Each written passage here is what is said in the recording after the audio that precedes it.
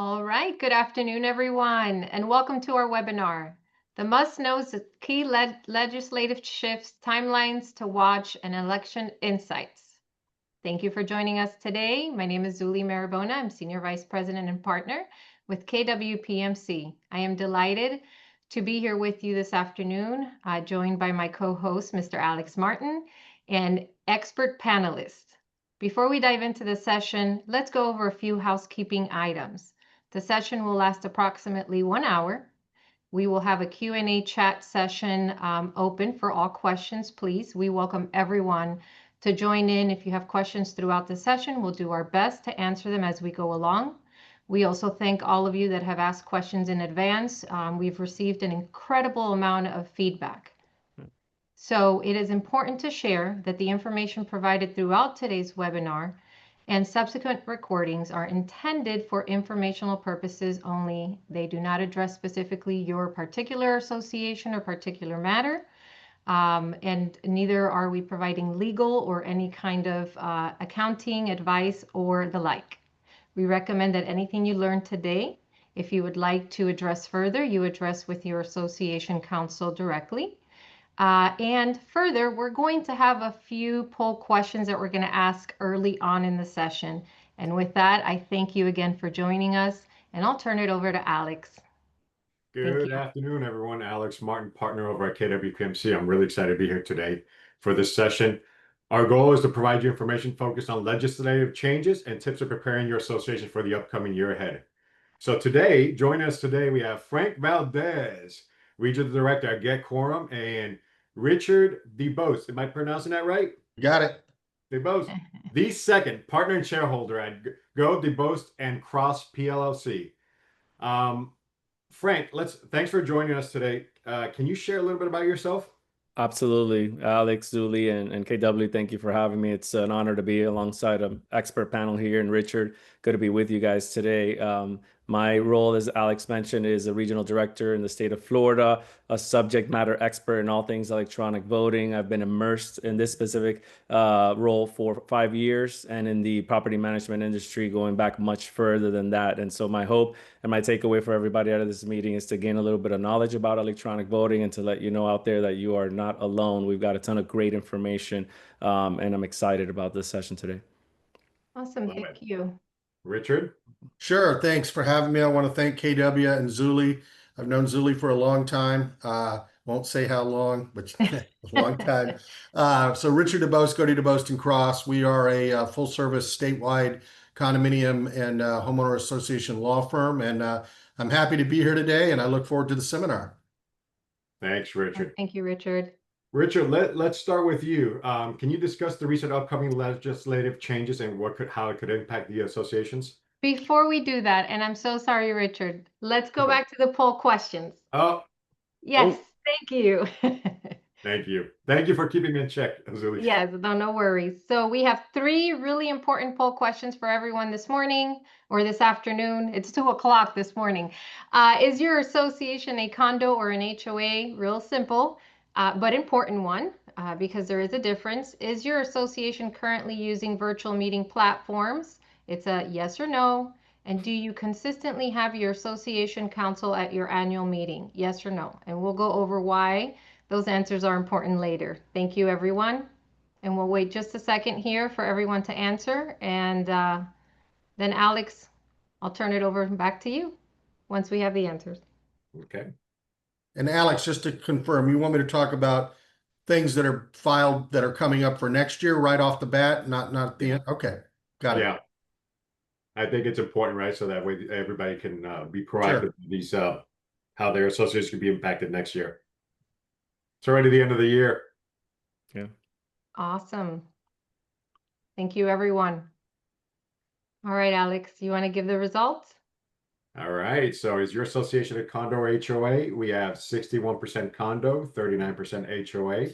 Mm-hmm. Interesting. Okay. Is your association currently using virtual meeting platforms? 78% yes, 22% no. So that 22% we're going to have to discuss. Very important. Amazing technology. Do you consistently have your association counselor at your annual meetings? 30% say yes, 70% say no. There we go. There's interesting numbers there. And I will add, we may have some co-ops as well that have joined the session. So just for us to keep that in mind as we discuss. So let me just highlight the things that are coming up potentially. It is the bill filing deadline, I think, is just the end of this week, and the session for 2026 starts in January and runs through March.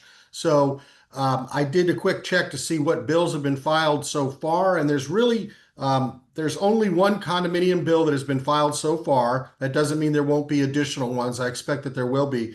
And no bills affecting HOAs yet. But again, it's very early, so we don't know. But I do want to touch on three things that are upcoming. Number one, some of you may have read some of the splashy news. You heard about a legislator in Florida that wants to do away with HOAs. And that has received some press because, of course, it's kind of a sexy concept, and it's, oh, the big bad HOA that everybody hates, and the news only talks about the bad HOAs when we all know that 98% of them are run just fine, and the 2% that aren't get a lot of press, and we get a lot of bills in that sense. But Juan Porras, who's a House District of 119 over in Miami, hasn't filed the bill yet that I've seen, but he is the legislator that's behind it. His quote in the paper, and I'm going from the paper, has said that homeowners associations have become a failed experiment, which I'm not sure why he feels that way. Not, in my opinion, and Frank and Alex and Zuli could probably chime in here. I don't think there's really any real possibility that HOAs will be canceled or done away with. There are too many good reasons and other governmental reasons why that concept of doing away with it really isn't going to fly. But what I do think we're going to probably see is more continued reform of HOAs, which in the legislator's mind, and again, I'm being a little biased, is usually, catering to the small percentage of owners that are unhappy in their HOA that flood into the legislator's office and tell the horror stories. And then we get these reforms, which are in the ways of making missing deadlines for official records become criminal activities and things like that. So most of these reforms have already been put in place. And frankly, let's see if they work before we do more reforms. But I don't know if you guys have any comments on those recent reforms that you've seen. Frank? Only comment on my side, and thank you for a little bit of that background, Richard, is look, if you live in an HOA, and I saw kind of like a 60-40 blend today, you probably bought into that. There was some legal binding, governing docs that you bought into. So if you weren't told that, today we'll tell you in this panel. There's a lot of benefits that come out of that. I can tell you, especially through the whole squatter chaos that we had here in the state of Florida, most of the HOAs, especially the gated ones, were able to mitigate a lot of the squatting. And on the condo side, same thing, right? You buy into that intentionally for good reasons, for the good and the bad as well. There's some other legislative updates, also, like you said, that might or might not pan out, but for the most part, I live in an HOA. I've served on the board, and I'm happy with the pros and the cons both. And we'll get into some other stuff, some other current stuff. But hopefully, we all calm down with the HOAs go away. There are non-HOA communities that you can purchase homes in the state of Florida. There's plenty of those as well. I mean, there's abuses in anything, but I think for the most part, HOAs have operated very well and properly and with good management like KW to keep them in line. But there's always a few bad apples, and those bad apples are the ones that get the press and get the legislators here. The only other thing I want to mention about forward looking is House Bill 255, which affects condominiums only. And I'm not here to pontificate too much, but this will have a significant impact on new condominiums that turn over from the developer. It will have the effect of doing away with or shortening the statute of limitations period for which you can bring a developer construction defect claim. I'm not going to go into the details, but that is one that if you're thinking, this wouldn't affect older condominiums that have already turned over from the developer, but could significantly affect new build condominiums. And I think if you're thinking of purchasing in that area, keep an eye on House Bill 255. I think there's going to be a big battle over that one. Other than that, we'll have to wait and see what else might be coming. And I imagine there will be more, but for now, that's the only two things that are really on the radar as far as looking into 2026. Frank, anything on House Bill 25 on your end? No, nothing crazy on mine, nothing changing in the world of electronic voting. We're looking forward to it, and it might be further down the road for our HOAs here. We'll notify everyone as soon as we know. We expect the HOA statutes to really fold in standard operating procedures for elections, right, at some point. So if you're an HOA and you're on the call today, my new developer communities, I've seen a trend where they're already from inception following the 718 electronic voting and paper voting methodology. And I can be excited enough because it simplifies the process. So I think at some point there will be some legislation passed. And again, just simplifying and making the process a little bit more streamlined for HOA. So be on the lookout. And if you're purchasing a new HOA today, don't be surprised if it's a new developer, massive HOA with thousands of doors, and you're following more so of a condo style annual meeting procedure. So the new developers have jumped on it. And again, I expect at some point the hammer will come down and it'll just be standardized. And we couldn't be excited enough if that's what we see. That is definitely a trend we're seeing. I would agree with you, Frank, and it makes a lot of sense, right? Anything that can be done to streamline the process makes it more clear and concise for everyone involved. That's really the way to go. So that's always a recommendation. Yeah, I foresee the day, I hope I'm still in the industry, where electronic voting is mandated. You cannot vote unless you come to the physical meeting. I suppose you should still allow people to do that, but there should be no more mail-in ballots. All 20% are spoiled. They're defunct because people can't follow the rules. I just hope that day comes, and not because I want Frank's company to do well. I have nothing against that. It's just, if you've ever done an electronic voting meeting, it is just simple, easy, fast, efficient, no shenanigans. I love it. Yeah, thank you for that. Absolutely. And we'll get into some of that stuff, right? The House Bill 913 and some of those updates. We'll speak more to those changes. Yeah, and Richard, there's a question here for you. Is it required for an association attorney to be present at elections and annual meetings, or is it just recommended?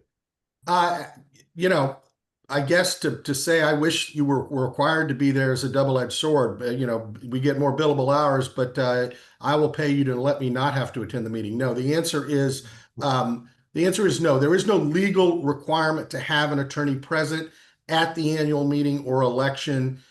It's sometimes it's considered the 70-30% poll is about what I feel. I'm asked to go to about a third of the annual meetings. In the old days, maybe more, but certainly a lot less now, or maybe more because of the video conference capability. So, but no, there's no legal requirement that you must have the attorney present. But is it a best practice? Oh, yeah. You know, if you expect, sure, certainly if you want to pay, I mean, there's always something the attorney can probably add that might be something that being overlooked, and you can nip it in the bud right there and avoid the election challenge later potentially. So, you know, I don't think it's a bad practice, but, you know, sometimes they're cost conscious, you know, they don't want you there just to watch. I think that I would add to this too, from a management perspective, a best practice, definitely our recommendation is typically to have the attorney present if you have an election, if you have a vote of some sort, amendment, or if there is contention within any one of those areas or all of the above, right? Because the attorney can very easily clarify anything that may happen at the meeting, whereas later, if someone challenges the process, the procedure, the legal documentation, that could end up costing the association more money in the long run, right? And involve the attorney as well. So anything that can be clarified right then and there is worth its time. So that would be from a KWPMC best practice recommendation perspective.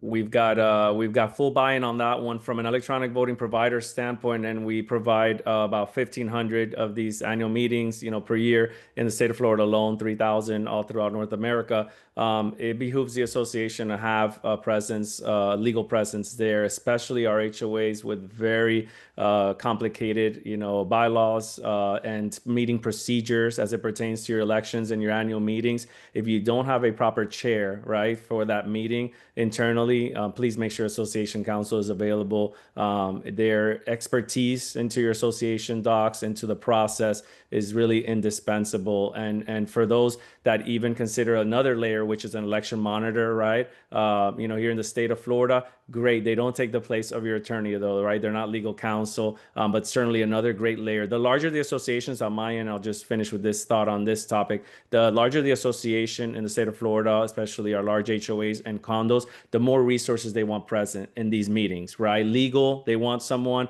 electronic voting, they want a presence, management, from all those facets. And usually, to Zuli's point, the contention of the meeting and the temperature comes down considerably because you have all those assets in place, making sure everything is running smoothly.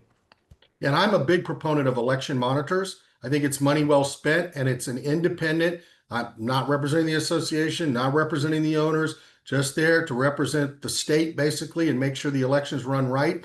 And I think it goes a long way to fending off unfounded election disputes when, hey, we had a monitor from the state, he or she said it was right. And I think that's easy money. Great. Frank, there's a lot of people that have concerns about electronic voting. Sure.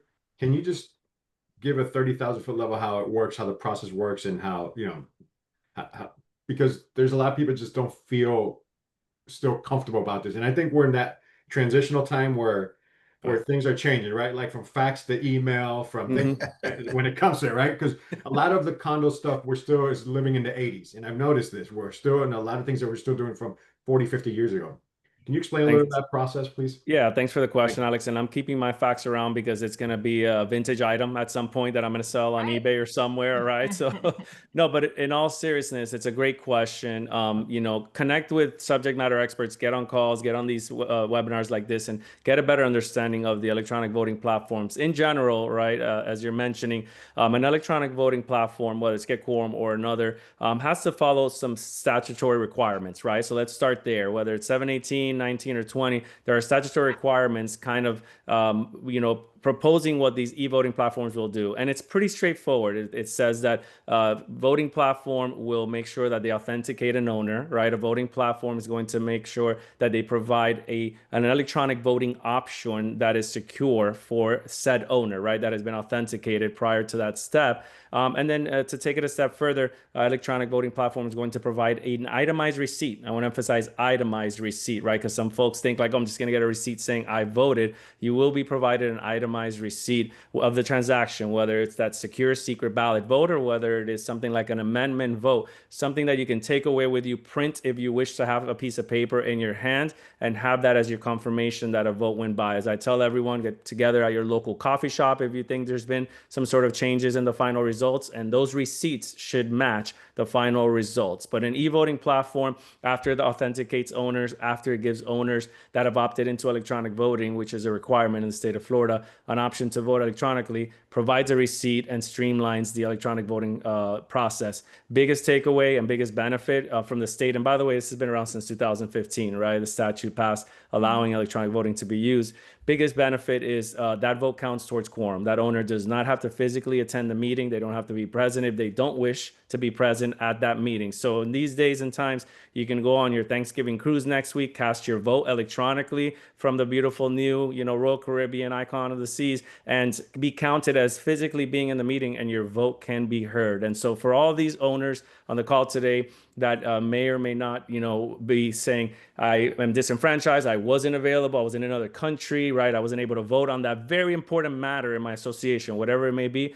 there's a massive, great option here, and it is secure. And again, it is governed by all those statutes that make sure that these platforms behave in a certain matter. So if you ever have any questions, comments, concerns, connect with a platform, a provider of your choice, and make sure that they give you an overview as to how their specific electronic platform works.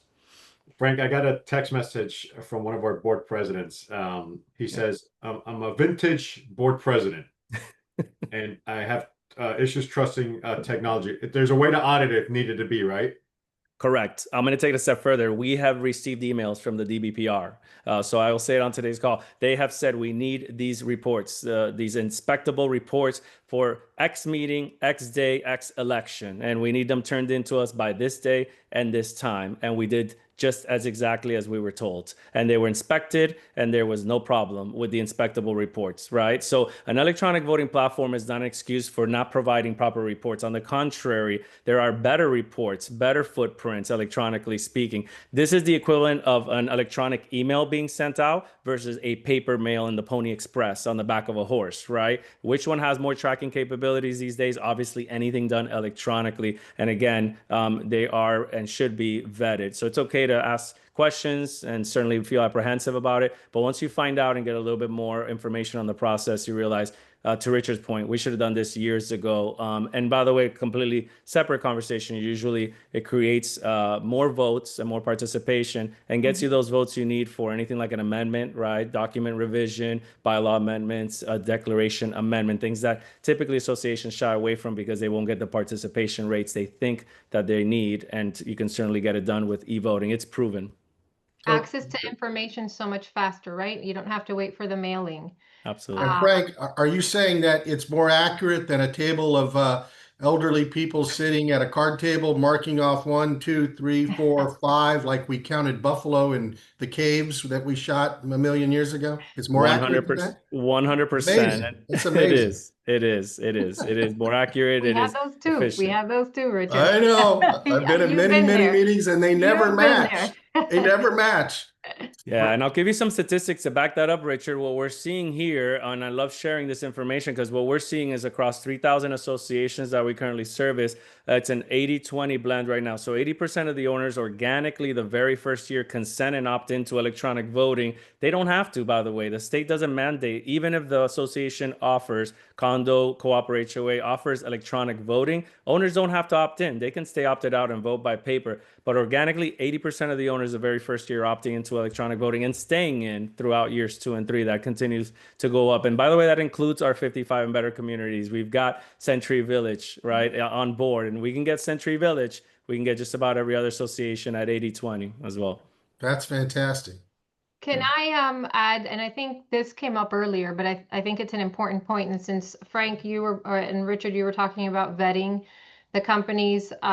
If you are considering electronic voting and you are currently looking at companies, obviously Frank Valdez and the Get Quorum team, incredibly reputable. However, there are other companies out there. So just making sure, and this is the point that was brought up earlier, that they understand the Florida statute and expectations. So I don't know if you want to cover that. Yeah, that can be I recently had a community that had an electronic voting company out of the state of Washington.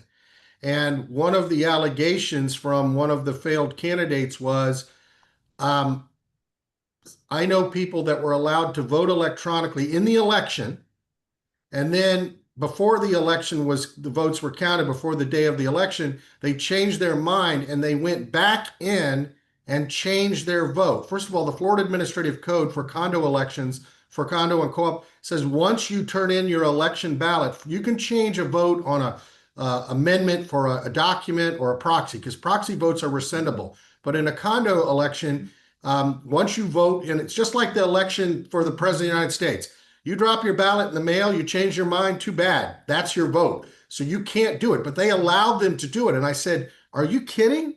I said, how did they do that? And they called the company head up and said, did you allow people to do this? He said, yes. He said, why did you allow them to do it? He said, well, it's allowed in the state of Washington. I said, well, that might be great, but we're in the state of Florida and it is not allowed. And if, this had an outcome adverse on the election, you're going to have to do it all over. So the point here is whoever you choose, make sure they specifically are Florida centric. They understand Florida's laws and how it's required to be done, because it's not the same in every state. So that's critical. Huge. Agreed. There's a Excellent. question here for you, Frank. Is the electronic voting report considered confidential, or is it subject to owner inspection on a public records request? Public record inspectable. The electronic voting report will look and feel no different than a paper voting report, in that if it is a secret ballot, the only information attainable from an electronic voting platform will be who voted, right? Name of a voter, and separate to that, results, right? Final tallies. It will never identify how an owner voted. And again, the matter of a secret ballot or a secret vote, completely inspectable reports, both of those. In the matter of something like an amendment, an association, whether it's a material alteration vote or an amendment, those are usually very transparent, whether it's paper or electronic, and the reports are going to behave in the same fashion as it would if it was a paper vote. It's going to be a transparent report showing Frank Valdez voted yes on the pickleball courts because he's trying to get in shape on the weekends, right, and play a bit of pickleball. And it's okay if we take one tennis court out and put two pickleball Don't courts even there. So, go there. We could have a whole seminar on the pickleball. yeah, you can, wars. right? So, Should, but I call it That's the a subject pickleball. alone. wars. should. the point being, I don't want the folks on the call to think, well, everything's secret on electronic platform, everything, right? If you're voting for anything in the association is secret and you can never show how an owner votes, it depends on the type of specific vote. Again, secret ballots, secret votes will remain that way. If it is something different, it will not, but they are completely inspectable reports, 100%. Great. And then, Richard, there's a question for you here. What does the election monitor do? Just open and certify the results during the meeting? No, How does the association they go about- oversee they oversee the counting and the voting. They watch the people check off the outside envelope. They usually make a determination if the outside envelope is valid or not. Like if it's missing a signature, they'll say no good, put it aside. They call the balls and strikes basically. And then they certify afterwards that it was done according to the law and that the account has been validated more than once, typically, to ensure that it was valid. So that's what they do. Got it. How do they go about hiring a neutral party, or where do they find a list? Well, there is a method where, first of all, the board can just decide to have one, and there are private election monitors that you can get the names of. Or if the board says the statute actually allows the owners on a petition of, I believe, 20% of the people can, if the board says we don't want an election monitor, which in my mind could be a little suspect, they're not expensive, why not? But the owners can, on their own petition, ask the state to appoint one, and they will, and the association will have to pay for it. It's not expensive, though, in my experience. I would just add to that, if I could, as an electronic voting provider, we've been in the industry almost 10 years. Coming in, most of the election monitors said, oh, there's going to be less of a need because of e-voting. What we have found is the complete opposite. What we have found is that election monitors, because of the size of some of these associations, because of the complexity of some of these nights of these meetings, they are an add-on, right? You have that professional making sure even we are following statute and following the correct electronic voting procedures. So they're the referee, to Richard's point. They're making sure e-voting companies doing their job correctly. They're making sure your association is following the correct procedure, and they're making sure the correct ballots or votes are being counted. I couldn't encourage associations enough. I've seen it in 300-door condos that we have assisted electronically, and I've seen it in 8,000-door communities, HOAs here in the state of Florida, where they say we couldn't do it without these folks because they're subject matter experts the night of or the day of the meeting. They usually show up in person, by the way. They usually physically attend the meetings. Okay. Odette has a question. Do they have to apply or sign a form for e-voting every year? Once you do it once, it's done. Well, that's interesting because one of the new laws from 2 years ago, it's opt-in, as Frank said. You can't force e-voting on anybody. You can offer it. If they opt in, their opt-in is as long as they want to stay in, they're in until you, the voter, affirmatively opt out. As of 2024, there was actually a new law that says once the board offers e-voting, at least in a condo, I don't know that they changed the HOA statute, but 718 now says once the board offers e-voting, they can never take it away. It's offered forever. So some people might look at that as a detriment that nobody opted in, but as Frank has pointed out, if you can get 80% opt-in, I mean, you try to take it away, they will kill you. They love it. So no, you can't, once you offer it, you have to always offer it, and anybody can opt out if they want to, though, and say, I don't want to e-vote anymore. Yeah, but as it pertains, and good information there, I agree 100%. As it pertains to the electronic consent process as an owner, you only have to do that once. It does not have to be repeated every single year. Here's a caveat, though, and Richard, I'm getting a lot of these days, and Alex and Zuli on the panel today. I'm getting associations that come over to us from a pre-existing electronic voting provider. They say, hey, we already have consents collected. Can we grandfather them in? We say, absolutely. Show us the proof, right? Give us the receipts. And they have nothing. They have a list of owners with a checkbox next to them saying that they consented and opted into e-voting. That is wholly insufficient as an official Florida binding consent form for e-voting. You've got to have a document on file, an inspectable record, to take it a step further, that an owner consented and opted into electronic voting. So if you only have a list with checkboxes next to them, it's wholly insufficient. If you have a consent form, whether it is written or these days kind of a DocuSign or electronically signed consent form, and you keep that as your official record, you're gold. You're good to go. Moving forward, you do not need to collect consents again for that specific owner, assuming no information has changed. A clarifying point to that is the electronic communication consent, right? Because we use these platforms for, if you have it, for more than just, the election voting or amendment voting, right? There, if you have the electronic voting consent. So I think that at times there is also confusion there as to whether you need one consent, two consent, and how that works. So two separate ones. I'll let Richard speak, but they're two Yeah. separate ones. We get that all the time. Right. It's a little unfortunate because A, it is confusing, and B, it doesn't make the system, the electronic voting system, really work the best way it should if people have opted into electronic voting, but have not opted into electronic communication. The difference is electronic voting just says, you will not send me the paper ballot. I will go to a website and vote.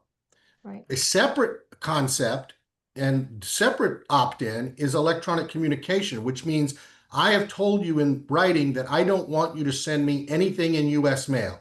I only want official communication from the association via email. That's a totally different thing. So if you opt into both, that's great. You get an email that says the election's now open, go, here's the notice, go there and vote.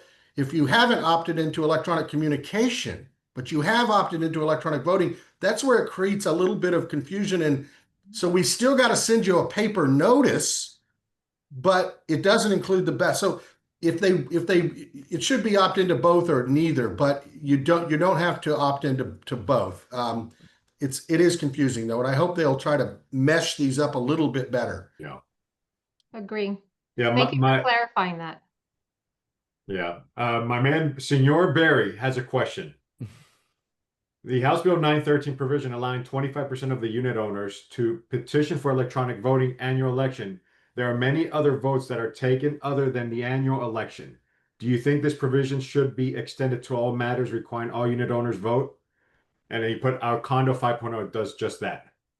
Well, first of all, that's a great example of maybe a good idea, and is a good idea, but the legislators don't talk to those of us that do this, the managers, the lawyers, Frank, they do this every day. And we would have instantly said, well, hold it. There's a lot of other votes. So are you saying only this applies to the election, but the 25% can't require you to offer electronic voting for non-election votes? I don't think that's what they intended at all, but that's what they wrote down, which is a problem.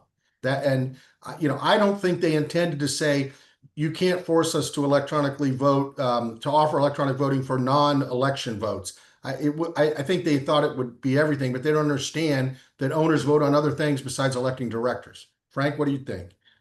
You're right on point. It tells me that that's where the pain was coming from, Richard and panel, right? It tells me that there was enough pain and enough noise behind elections, and they said, well, watch this. This is what we're going to do. But then they missed the boat on everything else, right? So they got rid of the major pain coming into them, which was election related, and then forgot everything else that's attached the rest of the year to the voting. So it should have been extended to any and all matters that require a binding vote, right, of the membership. And again, these provisions, right, get amended from time to time. So certainly my information that I received was that these provisions were put in kind of at the last moment here possible. And so they weren't completely and thoroughly well thought through. But again, they got something in there. And we have a question here: for how long after the elections must the electronic election reports be available for inspection? Yeah, so it depends on your electronic voting provider. I can only speak to Get Quorum, but they're available to our customers in perpetuity in the administrative dashboard. If for some reason we part ways, they will be available no less than the statutory requirement for these reports. I'll take it a step further. Any electronic voting platform you're using, or any electronic platform you're using in general, make sure that it has a downloadable or exportable feature from day one. And I know that ours does, for example. So you don't have to wait till, a year later or two and say, hey, my reports are going away if you part ways. Those reports should be association information and your obviously records. And so there should be an export feature available at all times for you to export it and keep it in a Google Drive or a drive external to any platform that you're using. That's a best practice. Yeah, the statute actually says election material only has to be kept for 1 year.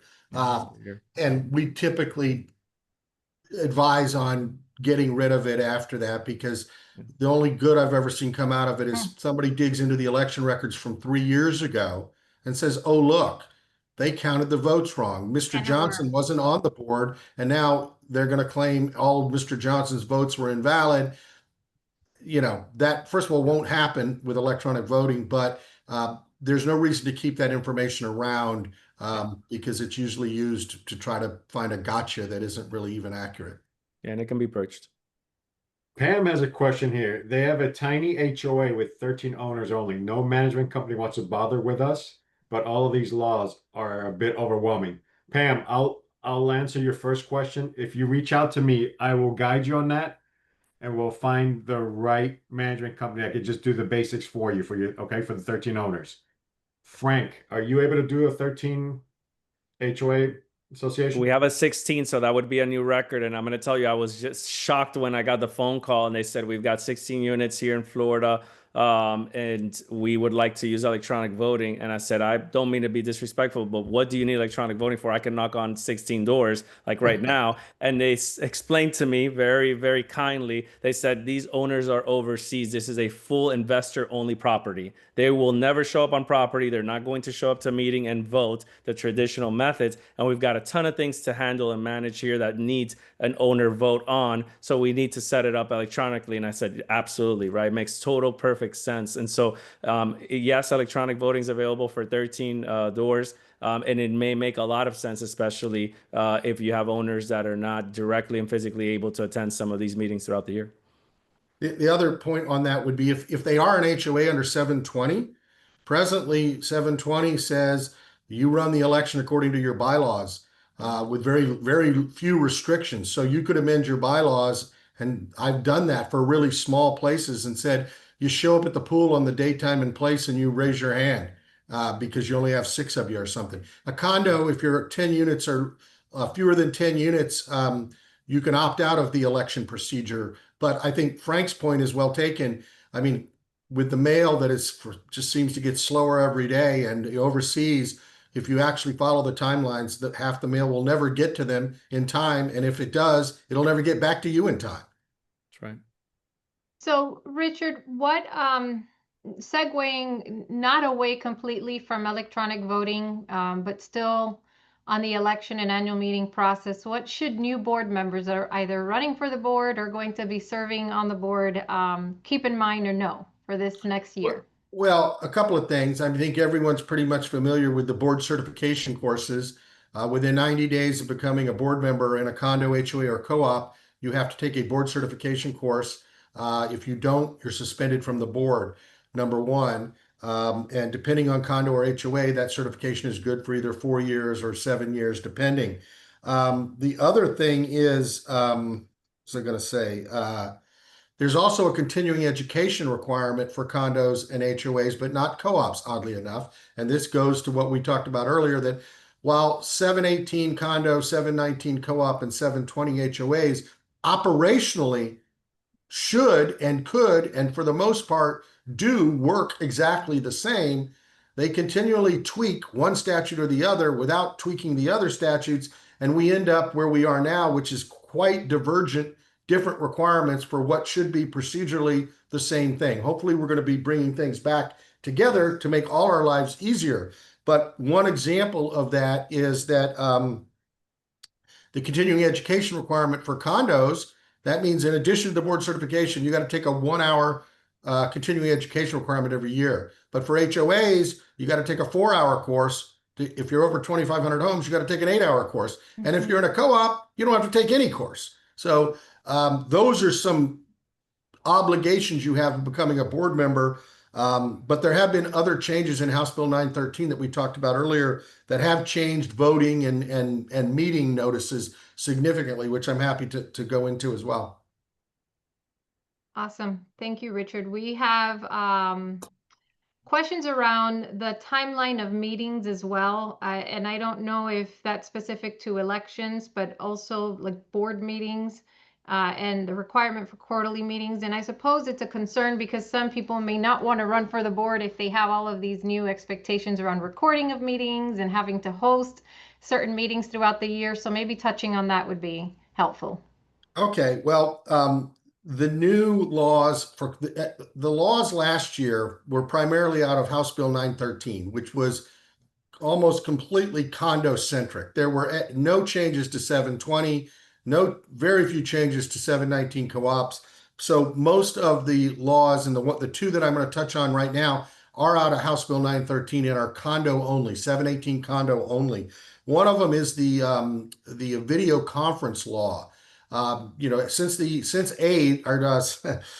COVID, there's the advent of video conferencing, Zoom, what we're doing right now. Okay, that technology had been around many years prior, but it really didn't become a necessity, and then it did, and now it's become something that everybody expects. So they did tweak video conference laws for condominiums earlier this year, July 1, 2025. First of all, they defined what the word video conference is.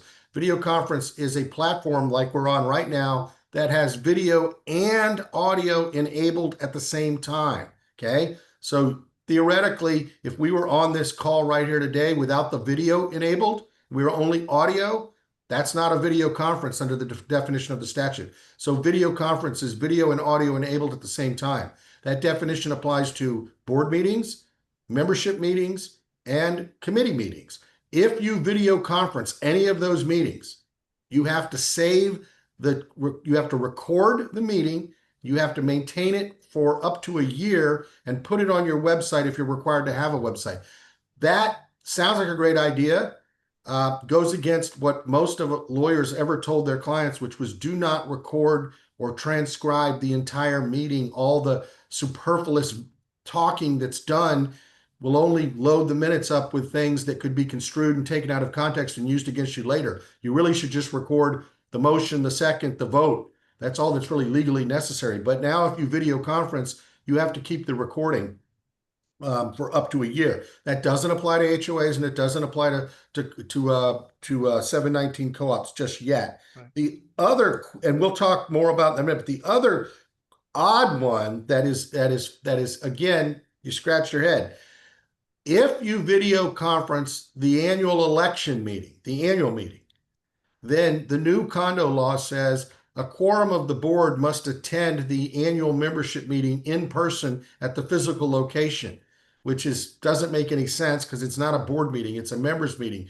But if you allow people to attend the annual meeting and you video conference it, then a physical quorum of the board, meaning 3 out of 5, 2 out of 3, whatever the quorum is, has to physically attend the meeting, which is kind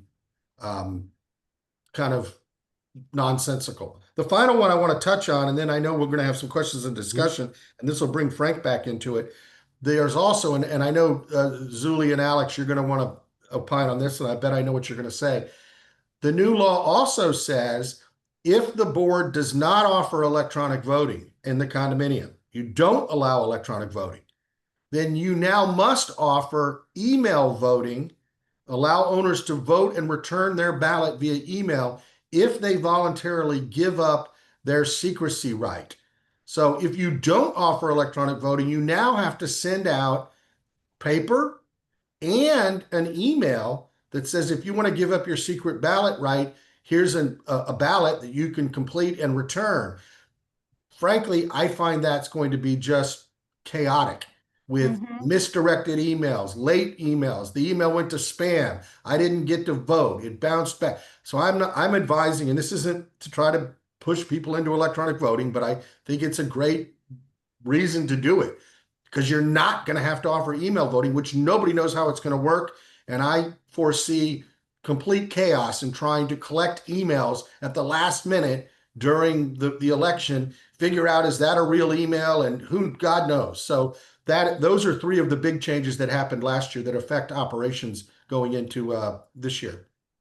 So if I'm understanding you correctly, with the last part of what you mentioned, if we have to allow them to vote via email, then the homeowner is giving up the secrecy, right? So, which some may, and then we're then depending on the office or whomever it is that's receiving those ballots to maintain the integrity of the documents, right? So I think that it sort of defies the purpose of the electronic voting. Is definitely the reason for this process, right? Is to really maintain the integrity of the vote and to also have an organized approach. So to your point, Richard, I suppose it gives an alternative process, but it's not a very functional process.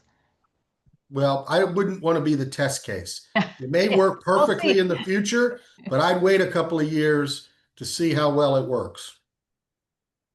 Yes, and then I did see on here a question, I think you clarified it, but just to make sure we've all understood it, is a quorum of the board is expected and to be present if you're going to have members present at the annual meeting and you're going to be recording that meeting, right? If you allow members to attend via video conference like we're doing today at your annual meeting in your condominium, a quorum of the board must physically attend the meeting at the physical location. Okay. What happens if they I said don't? that backwards, so thank you. Who knows? Right. Right. Okay, perfect. And you still have to record the meeting, because that's another part of the video conference law. Yeah. Understood. Few points to add, if I may, on Richard's points. Video conferencing, so that's shifted industry leaders like us to make sure that recordings are available on our platform, because we do have an integration with Zoom, no less than 12 months from the date of recording, right? So that was a shift for us. The e-voting option, if you don't have an e-voting provider, it's still confusing. It's already creating confusion, Richard and Zuli and Alex. And I'll tell you how. Managers are calling us, which already have an electronic voting provider and choice, letting us know that they're setting up an independent email, and I'm explaining to them to read over the provision, because it is an either or, right? Number one. Number two, it's specific to 718s, to our condos. So for our co-ops and HOAs on the call today, don't panic and don't freak out. This doesn't apply to you specifically, that House Bill 913 provision, but it does state that if you're a condominium and you do not have a professional electronic voting provider, you've got to set up an independent email address. It's an either or. It is not both. So there's some of those provisions causing chaos. Again, get some clarity, connect with your association management, connect with your association council, and don't just make it up. Great point. Mona has a question. What's the best way to educate a board that doesn't want to change the e-voting? I mean, they still want to continue paper voting. They want to spend hours in a board meeting counting. If it's a condo, get your 25% petition and force them to do it. That's easy. If you're an HOA or a co-op, I think I don't know how you can't force it on them. I suppose you could force a special members meeting to amend the governing documents to say you must offer e-voting. So there is a way to do it. It's not as easy for condos, but there would be a way to do it if you could get the votes. For us, it's about education, right? Again, webinars like today, meeting with board members, trade shows, at town hall, virtual town halls, right? In-person town halls, and just educating them on the benefits. There's still this stigma that it may not be good for them. But here's where they all come around, Alex, Zuli, and Richard. They all come around when there's a provision in the governing docs that has to be updated and needs 66 2/3, right? Or a high threshold. All of a sudden they are turned on to electronic voting, and they love the option and the prospect of e-voting, right? So they will come around, slowly but surely. But in our world, our biggest challenge right now is just to educate them as to some of the associations that have already partaken in this process and how successful it has been, how they're not the first to try this out.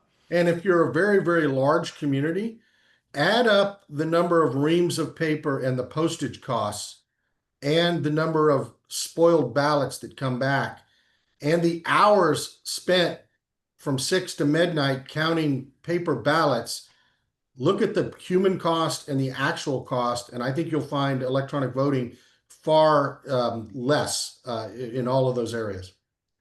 For sure. Yeah. So Agreed. save money which is always something people want to do.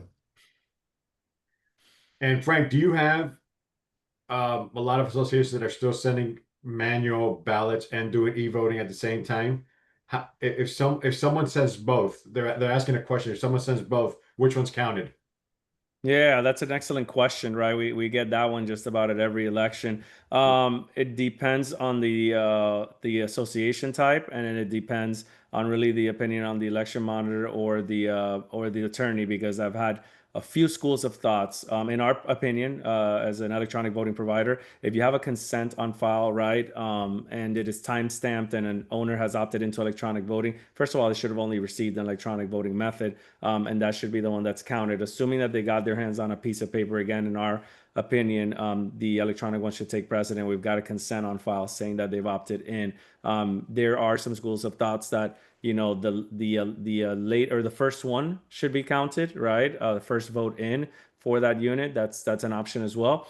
There are some provisions in association documents, especially our HOAs, that say all votes are tossed out if you voted twice, right? Hey, if you voted twice and we caught you, all votes are tossed out. I will tell you, in having conversations with the DBPR over a number of years, they are trying to serve in the best interest of the members and the owners, and stating that one vote should be counted, right? One vote should be counted for an owner, not two, not three, not zero. If you got two, one vote should be counted. And just consult with your association attorney. If you feel like it's the first one in, no problem. We can give you a timestamp on when we get a vote. If you feel like it's the electronic one takes precedent, that's fine. But I think as a best practice, avoid sending out both, right? So our associations come to us. We make sure that electronic voters receive an electronic ballot. They do not receive a paper ballot, right? So do not send both. When that has happened, and it has happened in some instances, it's been total chaos. They should be receiving one or the other method to vote.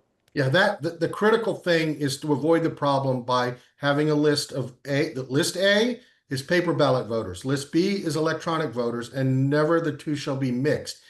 If it was an election ballot in a condo or co-op, I would say first in counts because you can't rescind it.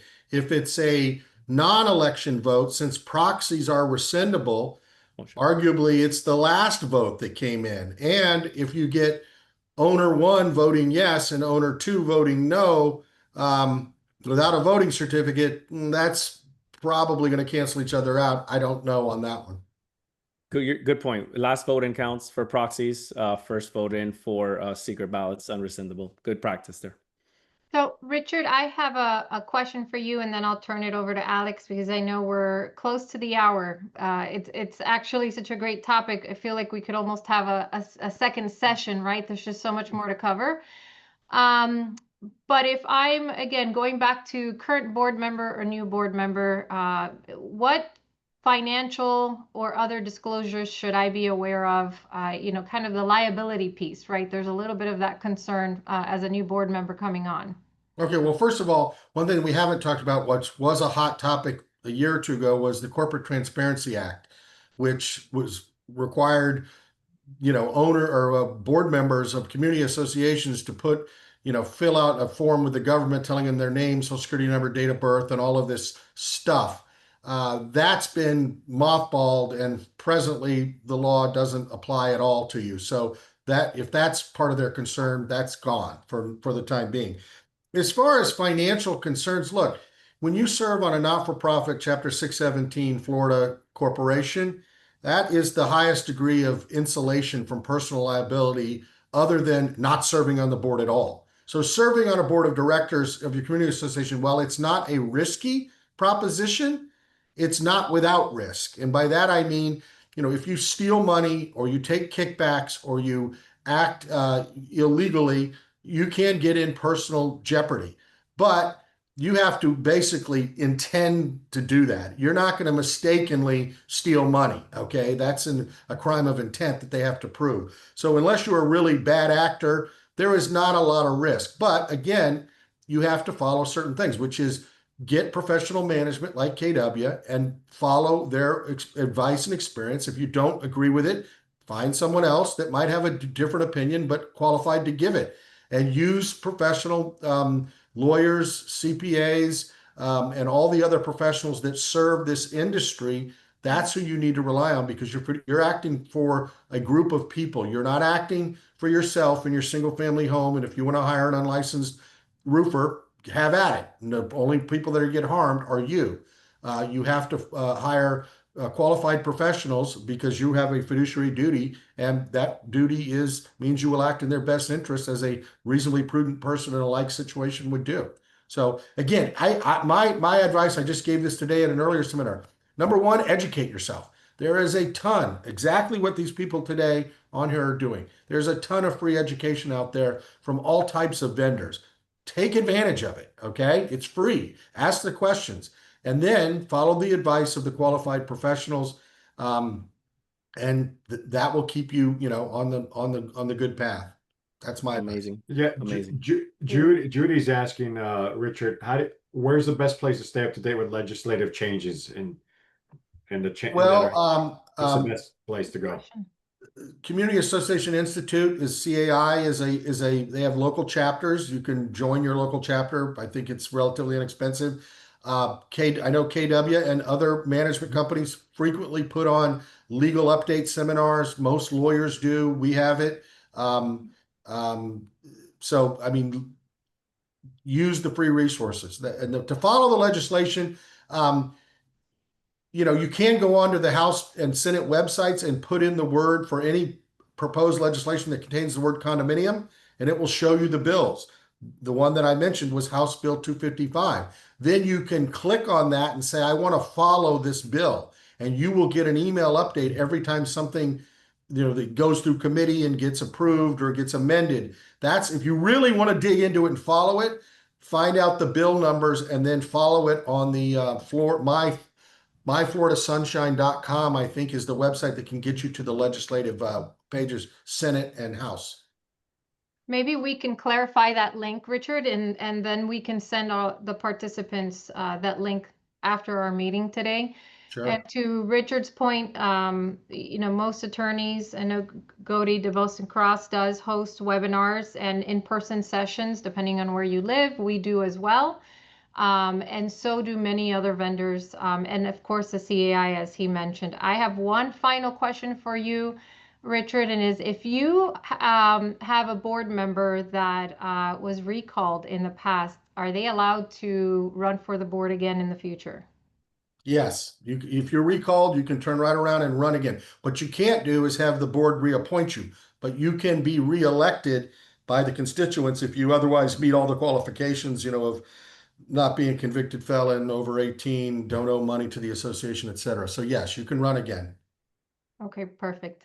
And Frank, you answered a question, but I think everybody, for clarification, please, electronic voting is for election voting and not for intra-meeting voting at this point, correct? Any member or owner binding votes, right? So if your association docs require an ownership vote from the members, right? A binding vote, not an opinion or poll, electronic voting can be used for any of those votes throughout the year.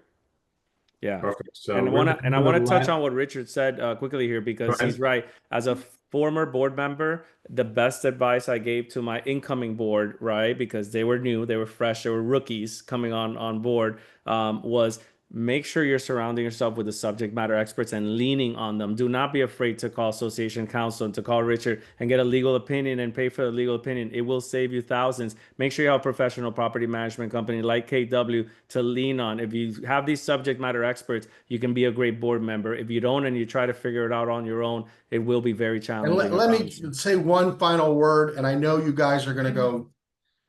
Let's go final word, Richard. Final word, Frank. Yeah, ChatGPT is an amazing resource. Okay, it is amazing. It is not a substitute for legal advice. It's not a substitute for how do you implement electronic voting without talking to Frank's company. It's not a substitute for your manager. It is a resource, but I can tell you from experience, 70% of it is right and 30% of it is, nah, that's not quite right. So, and I get these 4 or 5 page documents that is over documented with everything under the sun because ChatGPT has brought it all together, and they asked me to, I'm like, don't ask, just if you asked me that, I could have given you the answer in a minute in 30 words. Yeah. Well Now said. you got 800 words and you're asking me to address every issue in here, which half of them are not relevant. They're using the wrong statute. Okay, whatever. So I like it, but I get it's frustrating because people think, oh, it's from ChatGPT. It's absolutely, it is not a substitute for real world knowledge. It's not. It's a tool. No, Great final words, Frank. if you want to test ChatGPT, Excellent put in point. my car has shuddering or shaking and see the 7 different symptoms and things it tells you to do. It's not a course correction. I just want to thank everybody. My final thoughts. Thank you, Richard, Alex, Zuli, and KW. And obviously the participants today. The conversation has been great and can't thank everybody enough. I know we're a week out, but wishing everyone a great Thanksgiving coming up. Thank you. Happy to do it. Yeah. And I have one final question. Frank, who's your barber? The same as yours, brother. Happy Well, I Thanksgiving, am- everyone. Thankful for your barbers, and everyone, please take some time next week to enjoy time with family and give thanks for all of the many blessings we do have. And we're going to have an amazing 2026. And we, on behalf of this panel, thank you so much. Have a great day, everyone. Thank you, Bye-bye. everyone. Thank you, everyone. Bye-bye. Have a great one.